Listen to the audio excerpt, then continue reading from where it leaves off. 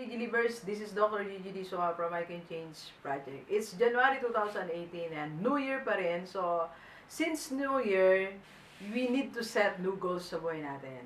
And that's the secret. Kaya actually ako pinisip ko, ba't ba nagbabago pa yung New Year, bumabalik pa tayo sa January, something like that. So para sa akin, it's God's way of saying to all of us that you have no chance and you have to set new goals sa buhay mo. Kasi binabago ang year para sa atin mismo, meron tayong bagong inspiration, bagong motivation, bagong chance, okay, to reach our goals. So since may bago tayong chance, may bago tayong year, so paano ba natin, okay, how to make our goals this 2018 na mas matupad siya? Kasi I'm sure if you're going to look back, not all our dreams 100% natupad yan, di ba? Last year, 2017. So, how to get serious about your goals this 2018? Okay? Paano ba tayo magseryoso? Ngayon, it's 2018 na, madagdagan naman, magbe-birthday tayo. So, we're not getting any younger. Okay? So, we have to be serious about life. We have to be serious about our mission in life.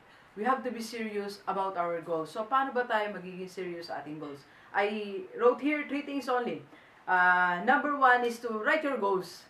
Hanggat kasi isang bagay, hindi mo siya sinusulat, hindi nakikita yung seriousness. Because one of the indicators of being serious person is to write everything.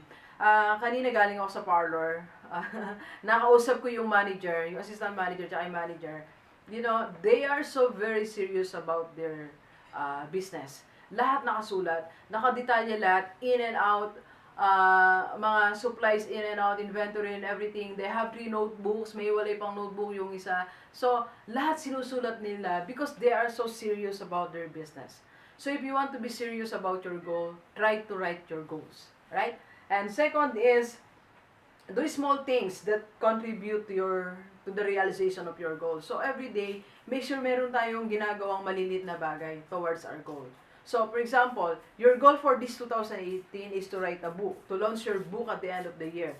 So, make sure every day you're doing something in writing your book. So, for example, a day, your target is 1 page, half page, or 1 paragraph only. So, at least every day, you're working on it towards the realization of your goal. So, yung goal mo, after writing it, make sure every day you're working on it. Every day, something is contributing on your goals. Something is happening, even small things only. Okay? And the third is, focus on it. Sabi, nabasa ko, I don't know, from Tony Robbins or kung sino author, sabi niya, what you focus on expands. So, focus on it. Focus on your goal.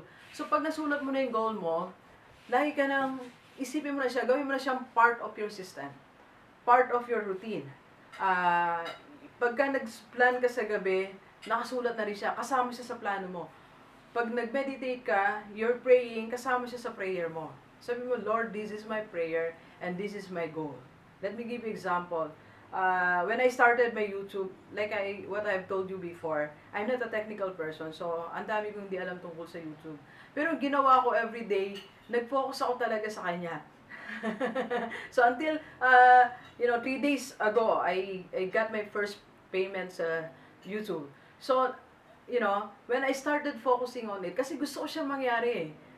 Maraming nagsasabi sa akin, Ma'am G, alam mo, ganda ng content mo, but you don't have a nice video. Ang dami mga comments, something like that, negative comments. Hindi mo naman alam yan, you don't know anything about YouTube and everything. But I didn't listen. Instead, I focus on what I want to do in my life. I focus on the things na gusto kong gawin. Sabi, gusto ko maging YouTuber. Gusto ko maging vlogger. I want to earn money from it. And I want to add a passive income out of it. So, yun ang ginawa ko. Nag-focus ako everyday after work. I'm devoting at least 2 hours a day for it. I created a team for this. I'm spending money for editing, for vlogging and everything. So I even write business owners, I'm sending a letters, so something like that. So I focus on my goal. So that's the third step.